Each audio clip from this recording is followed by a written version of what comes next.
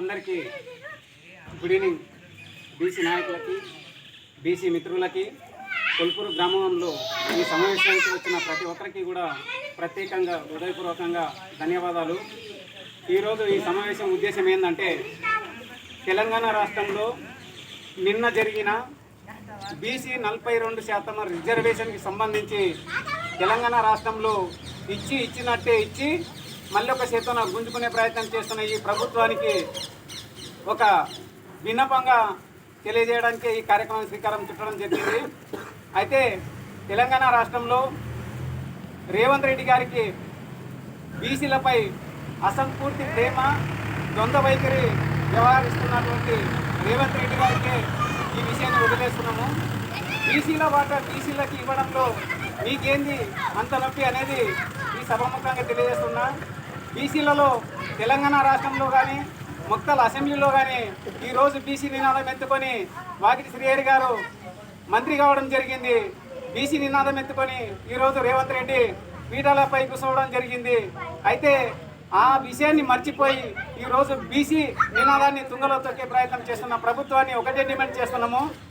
వెంటనే మీరు చేస్తున్న గ్రామాన సర్వేకి సంబంధించి ఆ సర్వేలో భాగంగా బీసీల జనాభా ప్రాతిపదికననే వాళ్ళకి రిజర్వేషన్లు కల్పించాలని చట్టం చెప్తున్నా, కోర్టు చెప్తున్నా, దాన్ని తుంగలో తొక్కే ప్రయత్నం చేస్తున్న ప్రభుత్వానికి ఇది ఒక కనువిప్పుగా కలుగుతుందని గుర్తు చేస్తున్నా.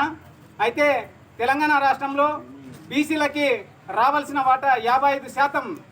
అయితే 55%కి సంబంధించి కోర్టులో ఫీల్ దాఖలు చేయని ఈ మాధవరెడ్డి ఈరోజు 42% ఇచ్చిన వెంటనే మాధవరెడ్డి వెళ్ళి కోర్టులో కేసు ఫైల్ చేయడం అనేది చాలా విడ్డూరంగా కనబడుతుంది.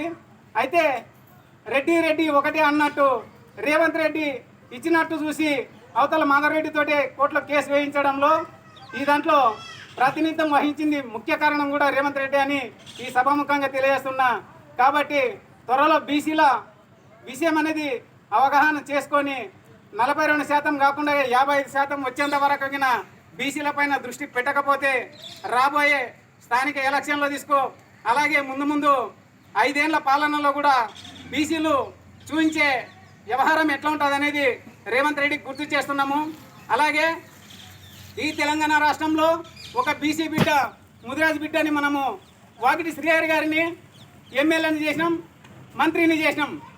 అయితే ఈ విషయం పైన క్యాబినెట్లో కానీ రేవంత్ రెడ్డి దగ్గర కానీ తెలంగాణ రాష్ట్ర క్యాబినెట్లో కూడా వాకిటి శ్రీహరి మాట్లాడకపోవడం అనేది చాలా విడ్డూరంగా కనబడుతుంది. అంటే బీసీలను గాలికి వదిలేసినట్టు కనబడుతుంది. 42% రిజర్వేషన్ ఏదైతే ఉందో ఖచ్చితంగా అది అమలు కావాలి. ఖచ్చితంగా ఇప్పుడు ముందస్తుగా ఎలక్షన్లకు వెళ్ళడానికి మంచి నిర్ణయం పరిణామంగా తీసుకుంటున్నాము. బీసీలకు ఇచ్చిన 42% ఖచ్చితంగా ముందుకు వెళ్ళాలని కూడా కోరుకుంటున్నాము. కాబట్టి దీంట్లో అడ్డుపడవద్దని కోరుకుంటున్నాము.